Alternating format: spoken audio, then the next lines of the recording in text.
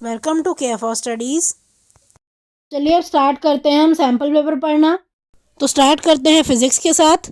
देखो सबसे पहले हम जनरल इंस्ट्रक्शंस देखते हैं कि क्या है। तो देखो पहले तो अब जो हमारा पेपर आएगा सेकेंड टर्म में वो 40 मार्क्स का आएगा और 2 घंटे का पेपर होगा। अब सारे क्वेश्चंस इसमें कंपलसरी होंगे और जितने भी क्वेश्चंस हैं वो 3 सेक्शंस में बटे हुए होंगे और टोटल 15 क्वेश्चंस आएंगे आपके पेपर में, जो कि सभी कंपलसरी हैं। अब सेक्शन ए में 7 क्वेश्चन होंगे 2 मार्क्स के, ठीक है। और जो दूसरा सेक्शन है सेक्शन बी, उसमें 6 क्वेश्चन होंगे और 3 मार्क्स वाले क्वेश्चन होंगे इस सेक्शन में। और जो लास्ट सेक्शन है सेक्शन सी, उसमें 2 केस स्टडी होंगी, ठीक है। केस स्टडी बेस्ड क्वेश्चन होंगे और 4 मार्क का एक क्वेश्चन होगा। और इंटरनल चॉइस आपको प्रोवाइड की जाएगी कुछ क्वेश्चंस में। A student has to attempt only one of the alternative in such questions. तो जिस भी क्वेश्चन में आप देखो कि ऑप्शंस हैं तो वहाँ पर आपको दोनों में से कोई एक ऑल्टरनेटिव ही चूज़ करना है, दोनों आपको नहीं करने। तो अब यहाँ जो ये 6 क्वेश्चन है इसमें भी आप देख सकते हो 2 पार्ट्स दिए हुए हैं, जिसमें से एग्ज़ाम में आपको कोई एक पार्ट करना होगा और अभी फ़िलहाल हम दोनों सॉल्व करेंगे। तो अब स्टार्ट करते हैं इसके पहले पार्ट के साथ। तो फर्स्ट पार्ट में ये कहा गया है कि एक स्कूल लैब में एक सिंपल मोटर बनाई गई है कुछ इस तरह से, जहाँ पर एक कॉइल ली गई है, एक कॉइल ऑफ वायर को माउंट किया है एक एक्सिल के ऊपर और एक हॉर्स शू मैग्नेट के बीच में हमने इस कॉइल को प्लेस किया है और बैटरी से उसे अटैच कर दिया है। In the example above coil ABCD is horizontal and the battery is connected as shown. तो ये जो कॉइल है ये हॉरिजॉन्टल कॉइल है और बैटरी से इसको कुछ इस तरह से जोड़ा गया है कि आप यहाँ देख सकते हो कि बैटरी का ये जो पॉजिटिव टर्मिनल है वो इस तरफ है, नेगेटिव टर्मिनल इस तरफ है, मतलब करंट की जो डायरेक्शन है कुछ इस तरह से है ना, इस तरह से यहाँ करंट जा रहा है। अब हमें यहाँ पे बताना है फर्स्ट पार्ट में, for this position state the direction of the force on the arm AB। तो ये जो AB आर्म है इस पे हमें बताना है कि क्या डायरेक्शन होगी फोर्स की। तो देखो ये जो डायरेक्शन है हम कौन से रूल से बता पाते हैं, तो फोर्स की डायरेक्शन हम बताते हैं फ्लेमिंग्स लेफ्ट हैंड रूल से। तो फ्लेमिंग का जो लेफ्ट हैंड रूल है उससे हम बता पाएंगे कि ये डायरेक्शन फोर्स की क्या है। तो क्या होता है इसमें, हम अपना हाथ कुछ इस तरह से स्ट्रेच करते हैं सच दैट हमारी जो उंगलियां हैं और जो थंब है उसमें जो एंगल बनता है उनके बीच में वो क्या होता है 90 डिग्री। अब जो हमारी उंगली है जो फर्स्ट फिंगर है वो बताती है मैग्नेटिक फील्ड की डायरेक्शन, तो यहाँ पे ये मैग्नेटिक फील्ड की डायरेक्शन बताएगी। जो मिडिल फिंगर होती है वो बताती है कि करंट की क्या डायरेक्शन है और लास्ट में जो थंब है ये हमें बताता है कि फोर्स किस तरफ लग रहा है। तो अब आप यहाँ देखो जो मैग्नेटिक फील्ड है उसकी क्या डायरेक्शन होगी, इस तरह लेफ्ट टू राइट, है ना। तो ये देखो इस तरह से हम अपनी फर्स्ट फिंगर को स्ट्रेच कर लेंगे, फिर हम अपनी मिडिल फिंगर ओपन करेंगे और 90 डिग्री पर उसको भी स्ट्रेच करेंगे। अब करंट की देखो क्या डायरेक्शन है, यहाँ पे देखो करंट की डायरेक्शन कुछ इस तरह से है ऊपर की तरफ, है ना। तो आप ऊपर की तरफ यहाँ पे अपनी जो मिडिल फिंगर है उसे स्ट्रेच करोगे। अब नेक्स्ट जो आप यहाँ लास्ट देख रहे हो फोर्स देखो किस डायरेक्शन में आएगा। अब देखो आप अपना थंब ओपन करो, थंब जा रहा है इस तरह नीचे की तरफ, है ना। तो जो फोर्स है वो क्या हो जाएगा, force will be in downward direction. तो ये लिखने के डाउनवर्ड लिखने के आपको मिलेंगे 1 नंबर। अब जो सेकंड पार्ट है उसमें ये कहा है why does the current in the arm BC not contribute to the turning of the coil. तो देखो ये हटा देती हूँ मैं, देखो मैंने यहाँ पे डायग्राम हटा दिया। अब यहाँ पे ये पूछा गया है कि जो यहाँ पर आर्म है BC, इसका जो फोर्स है कंट्रीब्यूट क्यों नहीं कर रहा है in the turning of the coil. तो देखो जब भी हम लेफ्ट हैंड रूल या फिर जब भी हम यहाँ मैग्नेटिज्म की बात करते हैं तो हमने क्या पढ़ा है कि जो करंट की डायरेक्शन है और जो मैग्नेटिक फील्ड की डायरेक्शन है, मैग्नेटिक फील्ड को मैं B लिख देती हूँ, तो इनकी जो डायरेक्शन है वो क्या होनी चाहिए, ये हमेशा परपेंडिकुलर होने चाहिए एक दूसरे के। अब देखो अगर इन दोनों के बीच में कोई भी एंगल नहीं है, मतलब या तो 0 डिग्री एंगल है या फिर 180 डिग्री एंगल है, तो वहाँ जो फोर्स होता है वो क्या होता है, वो होता है 0। तो अगर कभी भी आप देखो कि जो मैग्नेटिक फील्ड है और जो करंट है दोनों पैरेलल हैं आपस में, दोनों की डायरेक्शन क्या है, पैरेलल है, तो आप क्या कहोगे, वहाँ पर फोर्स नहीं होगा, फोर्स क्या होगा, वहाँ पे 0 होगा। तो देखो अब यही रूल जो है या यही कंसेप्ट यहाँ पर फॉलो हो रहा है। बी पार्ट में देखो बी सी जो है, ये जो बी सी है कुछ इस डायरेक्शन में है ना, और मैग्नेटिक फील्ड लाइन भी इसी डायरेक्शन में है। तो क्योंकि यहाँ सेम डायरेक्शन है, एंगल क्या है 0, इसीलिए यहाँ पर जो फोर्स है वो कंट्रीब्यूट नहीं करेगा in turning of the coil. तो यही आप यहाँ लिख दोगे, because B C is in the same direction as the direction of field lines, therefore force is minimum. अब मिनिमम यहाँ फोर्स क्यों है, क्योंकि डायरेक्शन जो करंट की है और जो मैग्नेटिक फील्ड की है वो क्या है, वो सेम है। मोर ओवर यहाँ पे और क्या होगा, अगर ये जो बी सी से अगर कुछ फोर्स आ भी रहा होता तो वो डी ए के फोर्स से कैंसिल आउट हो जाता है ना। तो इसीलिए यहाँ पर ये जो करंट, ये जो यहाँ पर फोर्स है वो बिल्कुल कंट्रीब्यूट नहीं करेगा और कॉइल को टर्न करने में मदद नहीं करेगा। देखो जो और वाला पार्ट है उसमें यहाँ पर एक सोलेनॉइड का डायग्राम दिया है और क्या कहा गया है, a circuit contains a battery, एक बैटरी है यहाँ पे, a variable resistor and a solenoid, यहाँ सोलेनॉइड है। The figure below shows the magnetic field pattern produced by the current in the solenoid. हमें यहाँ बताना है कि state how the magnetic field pattern indicates region where the magnetic field is stronger. तो यहाँ पे पूरा मैग्नेटिक फील्ड लाइन के पैटर्न दिए हुए हैं कि सोलेनॉइड में किस तरह से पैटर्न बन रहा है, और हमें बताना है कि मैग्नेटिक फील्ड को देखकर हम क्या बता सकते हैं कि भाई मैग्नेटिक फील्ड स्ट्रॉन्ग कहाँ होगी। तो देखो हमने पढ़ा हुआ है ये कि जितनी क्लोजनेस होती है मैग्नेटिक फील्ड में उतना ज़्यादा वहाँ पर जो मैग्नेटिक फील्ड है वो स्ट्रॉन्ग होगा। तो यहाँ आप देख रहे हो ये जो बिल्कुल सोलेनॉइड के पास है एंड्स पर, इस रीजन में देखो यहाँ पे कितनी ज़्यादा क्लोजनेस है ना, इस पार्ट में देखो बहुत ज़्यादा क्लोजनेस है। तो आप यहाँ लिख दोगे relative closeness of field lines indicates the strength of magnetic field since field lines are crowded around the end of the solenoid hence these are the region of strongest magnetism. तो जितनी ज़्यादा closeness होगी field line में उतनी ज़्यादा strength होगी magnetic field की, और क्योंकि एंड्स पर सबसे ज़्यादा क्राउडेड आप देख रहे हो मैग्नेटिक फील्ड लाइन्स है, इसीलिए सबसे ज़्यादा स्ट्रॉन्ग मैग्नेटिज्म भी आपको इसी रीजन में दिखेगा। नेक्स्ट जो पार्ट है उसमें ये पूछा है what happens to the magnetic field when the current in the circuit is reversed. तो यह आपको पता होगा कि अगर हमने करंट चेंज कर दिया, डायरेक्शन रिवर्स कर दी, तो मैग्नेटिक फील्ड की जो डायरेक्शन है वो भी क्या होगी, वो भी चेंज हो जाती है। तो यही आप लिख दोगे कि direction of field will also get reversed. तो 11th क्वेश्चन में है it would cost a man ₹3.50 to buy 1 kilowatt hour of electrical energy from the main electricity board. His generator has a maximum power of 2 kilowatt. The generator produces energy at this maximum power for 3 hours. Calculate how much it would cost to buy the same amount of energy from the main electricity board. तो ये कहा गया है कि main electricity board से जो electrical energy है अगर वो ली जाए तो ₹3.5 जो है 1 किलोवाट आवर का कॉस्ट है, प्राइस है। अब जनरेटर जो है वो प्रोड्यूस करता है मैक्सिमम 2 किलोवाट एनर्जी, मतलब सॉरी पावर, और ये भी कहा गया है कि जनरेटर को अगर हमने मैक्सिमम 3 आवर्स चलाया तो कुछ एनर्जी जो है वो प्रोड्यूस हुई है ना। अब अगर मैं same electrical energy main electricity board से ख़रीदूं तो कॉस्ट कितनी आएगी ये हमें यहाँ पे बताना है। तो मार्क कर लेते हैं, प्राइस दिया है ₹3.5 फॉर 1 किलोवाट आवर। अब maximum power generated by the generator कितनी है, 2 किलोवाट, और कितने टाइम के लिए चलता है जनरेटर, 3 आवर्स के लिए। तो पावर लिख लेते हैं 2 किलोवाट है, टाइम कितना है, टाइम है 3 hours.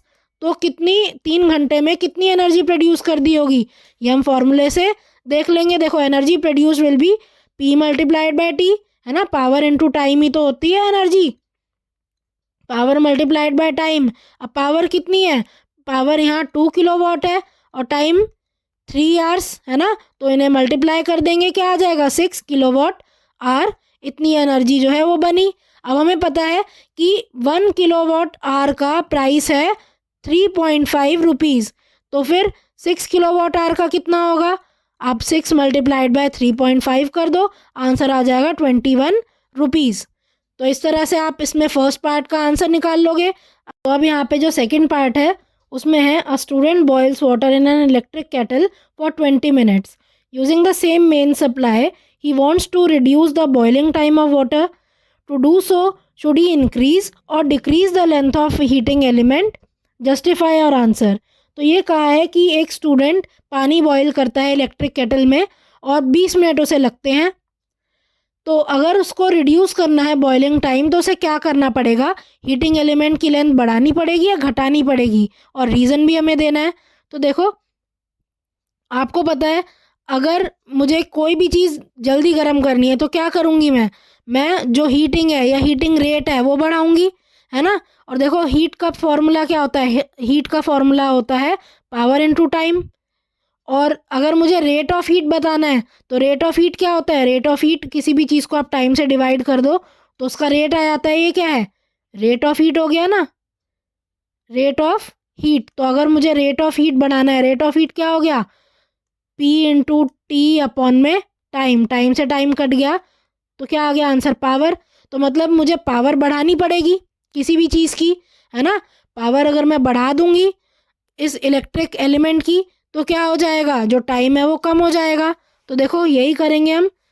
To reduce the boiling time using the same main supply, हमें क्या करना पड़ेगा, रेट ऑफ हीट को बढ़ाना पड़ेगा. और हमें पता है ये जो रेट ऑफ हीट है वो क्या होता है, वो है पावर. मैंने अभी आपको करके बताया यहाँ पे, है ना, यहाँ पे मैंने करके बताया रेट ऑफ हीट क्या है, पावर है. तो अगर मैं इस पावर को बढ़ा दूंगी तो जो रेट ऑफ हीट है वो भी बढ़ जाएगा और जो टाइम है वो कम हो जाएगा बॉईल होने का. तो देखो पावर का फॉर्मूला हम यहाँ लगाते हैं. पावर का फॉर्मूला देखो V² अपॉन आर है. अब हीटिंग एलिमेंट यहाँ पे बात की गई है, लेंथ बढ़ानी है या घटानी है. तो लेंथ से तो हमें पता है रेजिस्टेंस का लेना देना है ना, रेजिस्टेंस ही जुड़ा हुआ है.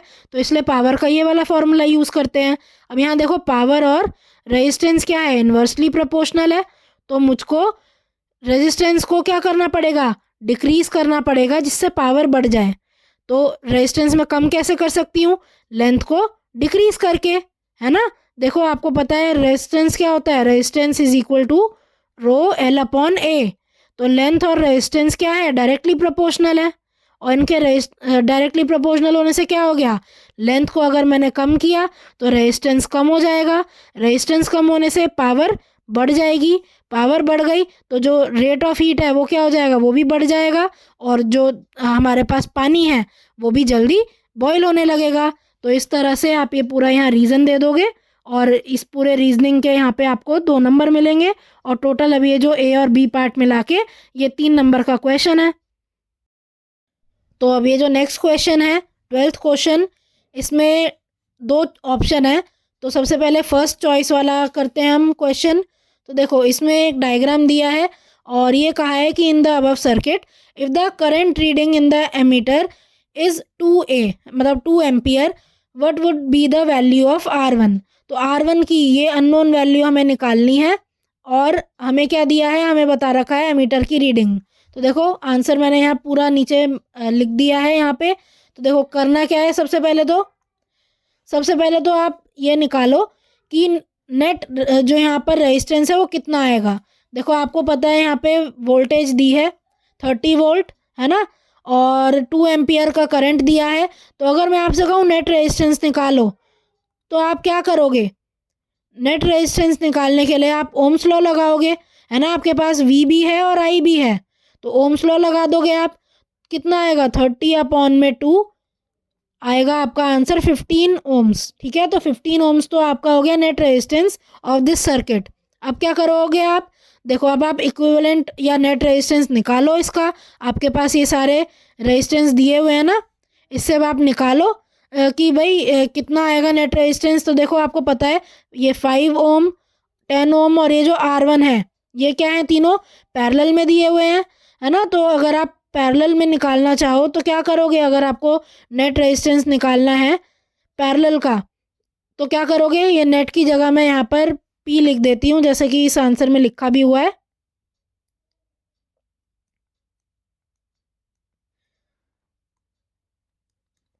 अब देखो क्या करोगे आप, R1 1 अपॉन, इसको अगर मैं R2 ले लेती हूँ, इसे मैं R3 ले लेती हूँ, तो इन सबको हम ऐड कर देंगे,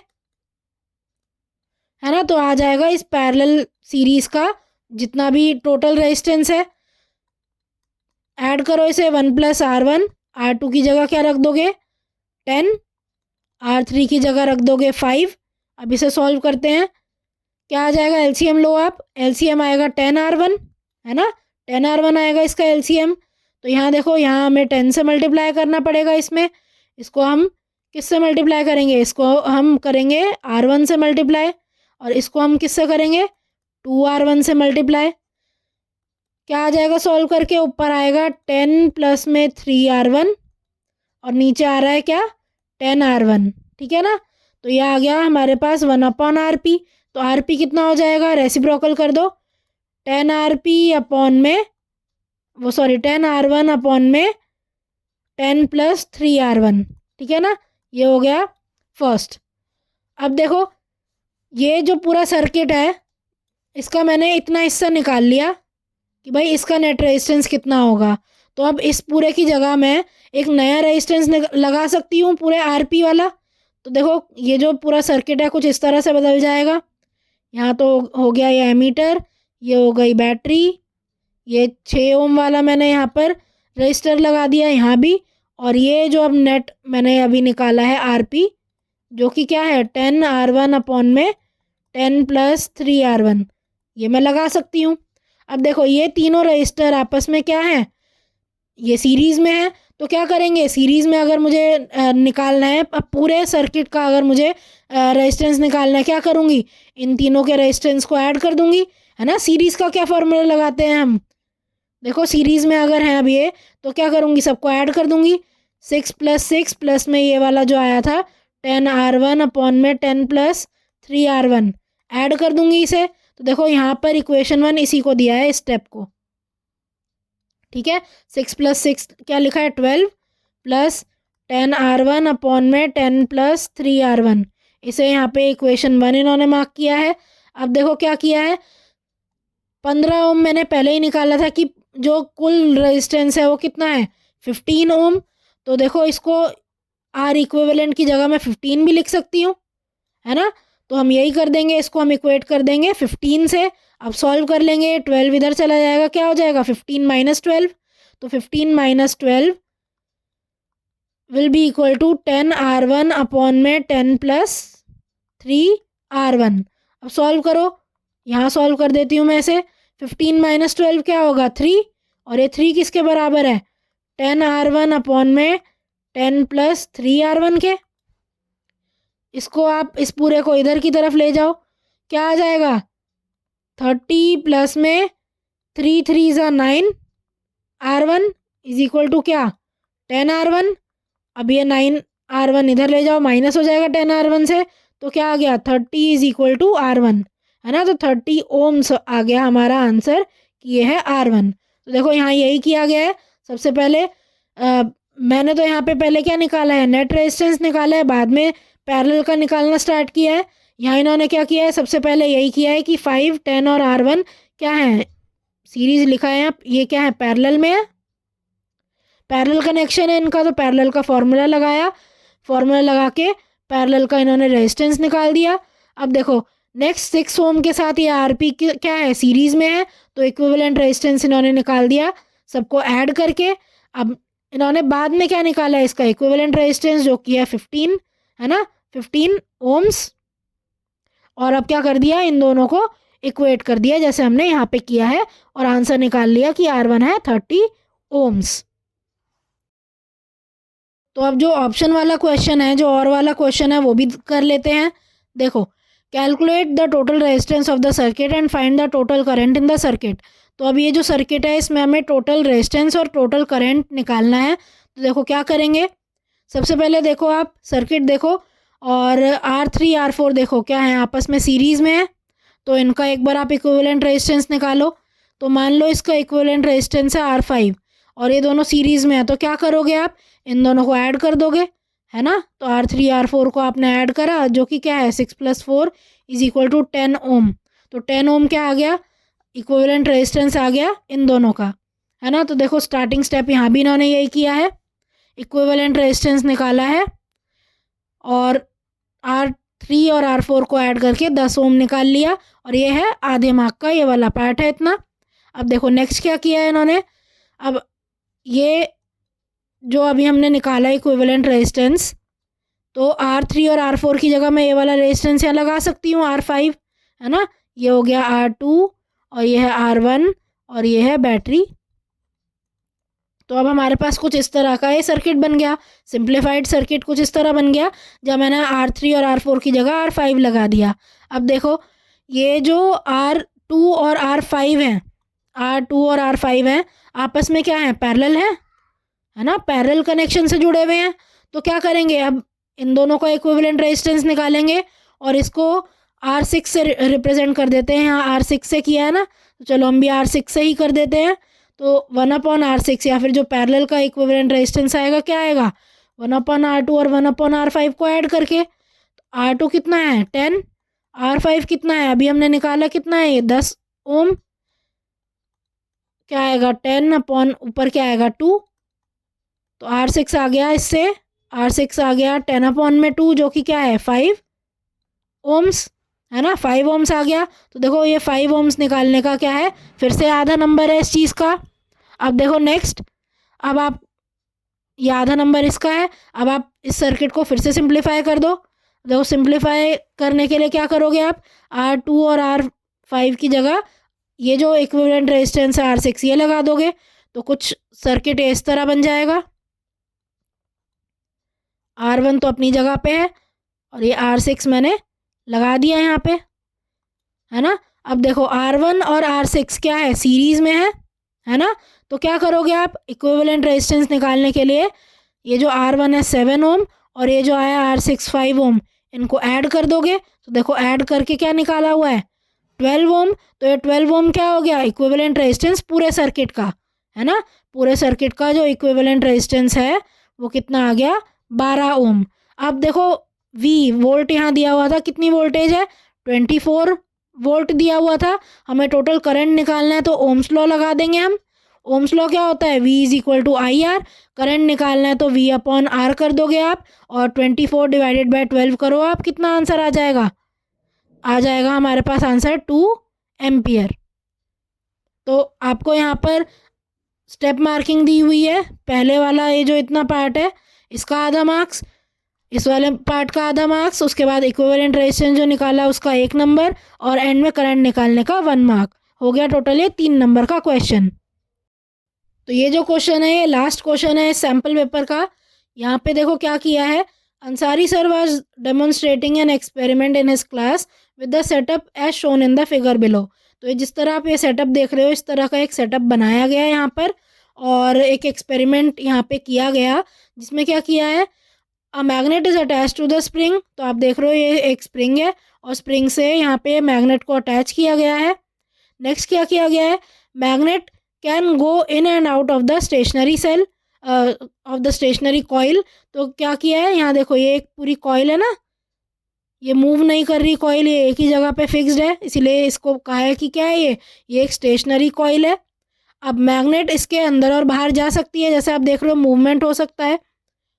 अब he lifted the magnet and released it to make it oscillate. अब क्या किया गया, अंसारी सर ने यहाँ पर मैग्नेट को ऊपर की तरफ लिफ्ट किया और इसे रिलीज़ कर दिया। रिलीज़ करने से क्या होगा, आपको पता है यहाँ स्प्रिंग लगी है तो ये मैग्नेट अंदर बाहर जाने लगेगी, है ना, it will move in and out, ये ऑसिलेट होगी। तो इसकी वजह से क्या होगा, यहाँ पर यही बताना है पहले क्वेश्चन में, what is the principle which Ansari sir is trying to demonstrate. देखो आपको पता है कि एक स्टेशनरी कॉइल है ना, कॉइल के कांटेक्ट में अगर मैग्नेट है ना, मैग्नेट को अगर हम मूव करेंगे तो क्या होगा, यहाँ इसकी जो मैग्नेटिक फील्ड है, इसकी मैग्नेटिक फील्ड की वजह से जो साथ में कॉइल है उसमें क्या जनरेट हो जाएगा, उसमें करंट जनरेट होगा। और ये जो फिनोमिना है इसको हम क्या कहते हैं, इसको हम कहते हैं इलेक्ट्रोमैग्नेटिक इंडक्शन। नेक्स्ट देखो, what will be observed when the magnet starts oscillating through the coil, explain the reason behind this coil। अब देखो इस ऑसिलेशन की वजह से क्या होगा, करंट प्रोड्यूस हुआ, और करंट प्रोड्यूस होने की वजह से गैल्वेनोमीटर में डिफ्लेक्शन आएगा, है ना। तो देखो एक बार यहाँ पे क्या लिखना है, there will be an induced current है ना, करंट इंड्यूस हो गया कॉइल में due to the relative motion between the magnet and the coil. तो यही जो रिलेटिव मोशन है जो मैग्नेट और कॉइल के बीच में हो रहा है, इस वजह से क्या हुआ, करंट इंड्यूस हो गया। तो changing the magnetic field around the coil generates induce current. तो क्यों इंड्यूस हुआ करंट, क्योंकि बार बार ये जो मैग्नेटिक फील्ड है वो चेंज हो रही है और इस चेंज की वजह से जो करंट है वो प्रोड्यूस हो जाता है। तो ये जो फर्स्ट पार्ट है, देखो ए पार्ट ये 1 नंबर का है। जो सेकंड पार्ट है इसमें रिलेटिव मोशन की वजह से करंट इंड्यूस हुआ, ये लिखने का आधा नंबर। और जो मैग्नेटिक फील्ड चेंज हो रही है इससे करंट इंड्यूस हुआ, ये लिखने का आधा नंबर। तो क्या हो गया, ये टोटल ए और बी पार्ट मिला के 1 नंबर के हैं। अब देखो इसका जो लास्ट पार्ट है उसमें ऑप्शंस आएंगे, तो 2 में से कोई एक ही करना है। देख लेते हैं कौन से क्वेश्चन है वो। देखो सी पार्ट ये है, पहला जो पार्ट है इसमें है consider the situation where the magnet goes in and out of the coil, state 2 changes which would be made in order to increase the deflection in the galvanometer. तो देखो यहाँ ये कहा गया है कि अब यही जो सिचुएशन है, आपको पता है ये मैग्नेट है और मैग्नेट क्या हो रहा है, बार बार इन एंड आउट जा रही है कॉइल के। अब अगर मुझे डिफ्लेक्शन बढ़ाना है गैल्वेनोमीटर में, ये गैल्वेनोमीटर लगाया है, इसमें अगर डिफ्लेक्शन बढ़ाना है तो क्या करना पड़ेगा। देखो 2 तरीके हैं, 2 हमें यहाँ पे चेंजेस बताने हैं। तो देखो अगर मैंने कॉइल में नंबर ऑफ टर्न्स बढ़ा दिए तो क्या होगा, तब भी जो डिफ्लेक्शन है वो बढ़ जाएगा। और अगर मैंने मैग्नेट की स्ट्रेंथ बढ़ा दी तब भी क्या होगा, डिफ्लेक्शन बढ़ जाएगा। तो आप यहाँ यही 2 चीज़ें लिख सकते हो। देखो यूजिंग अ स्ट्रॉन्गर मैग्नेट, ये लिखोगे 1 नंबर इसका है। और दूसरा पॉइंट क्या है, जो दूसरा फैक्टर है जिसको चेंज करने से डिफ्लेक्शन बढ़ेगा, वो क्या है, अगर आप नंबर ऑफ टर्न्स बढ़ा दो कॉइल के, है ना, ये लिखने का क्या है, ये भी 1 नंबर है। अब चाहो तो आप ये वाला पार्ट कर सकते हो, या अगर आपको ये नहीं आता तो आप नेक्स्ट पार्ट भी देख सकते हो। देखो is there any change in the observation in the galvanometer when the magnet swings in and then out of the stationary coil, justify your answer. देखो यहाँ हमें डिफरेंस बताना है कि गैल्वेनोमीटर जब अंदर जाएगा तब क्या होगा, बाहर आएगा तब क्या होगा, क्या कुछ चेंज हो रहा है और क्यों हो रहा है, जस्टिफाई भी करना है हमें आंसर को। तो देखो जब भी मैग्नेट कॉइल के अंदर जाएगी तो क्या होगा, जो गैल्वेनोमीटर है क्या होगा, वो अमीटर, तो जो डिफ्लेक्शन है वो कहाँ आएगा, डिफ्लेक्शन आएगा एक साइड पे। तो अगर हम मान लेते हैं कि ये डायरेक्शन लेफ्ट साइड है, तो जब मूव करेंगे हम बाहर की तरफ मैग्नेट को, तो जो गैल्वेनोमीटर है या जो अमीटर है उसमें डिफ्लेक्शन क्या आएगा, ऑपोजिट डायरेक्शन में आएगा। तो अगर पहले लेफ्ट में आया होगा तो अब आ जाएगा राइट साइड में deflection. This is due to the change in magnetic field, है ना, मैग्नेटिक फील्ड जो चेंज हो रही है, या फिर हायर क्लासेस में आप पढ़ोगे उसे फ्लक्स। तो जो चेंज हो रहा है मैग्नेटिक फील्ड या फ्लक्स, इसकी वजह से ही क्या हो रहा है, ये जो करंट है वो इंड्यूस हो रहा है। और क्योंकि ऑपोजिट डायरेक्शन में मूवमेंट हो रहा है तो इसीलिए जब इन और आउट हम मूव करेंगे मैग्नेट को तो ऑपोजिट डायरेक्शन में डिफ्लेक्शन दिखाएगा। अब यहाँ आप और क्या लिख सकते हो, लास्ट पॉइंट की जगह आप और क्या लिख सकते हो, the flux increases when the magnet goes in and it decreases when the magnet goes out. तो आप इस तरह से भी लिख सकते हो, इसमें दोनों में से आप कुछ भी लिखो, आपको मार्क्स मिल जाएंगे। देखो पहला लिखने का इतना आधा मार्क्स है, सेकंड डिफ्लेक्शन चेंज हो रहा है वो लिखने का आधा मार्क्स, और लास्ट में ये मैग्नेटिक फील्ड या फ्लक्स का एग्जांपल, ये जो यहाँ इन्होंने रीज़न लिखा है इसके लिए आपको 1 नंबर मिलेगा। टोटल अब ये जो पूरा आपका क्वेश्चन है वो हो गया 4 नंबर का। So thank you for watching. आज की क्लास के लिए बस इतना ही। अगर आपको ये वीडियो पसंद आई हो तो इसे लाइक करें, इसे शेयर करें और हमारे चैनल को सब्सक्राइब करें and hit the bell icon, जिससे हम जब भी एक नई वीडियो डालें तो उसका नोटिफिकेशन आप तक सबसे पहले पहुंचे। Thank you. आप अपने डाउट्स, सजेशंस और आपको जिस भी टॉपिक पर वीडियो चाहिए हमें कमेंट करके बताएं।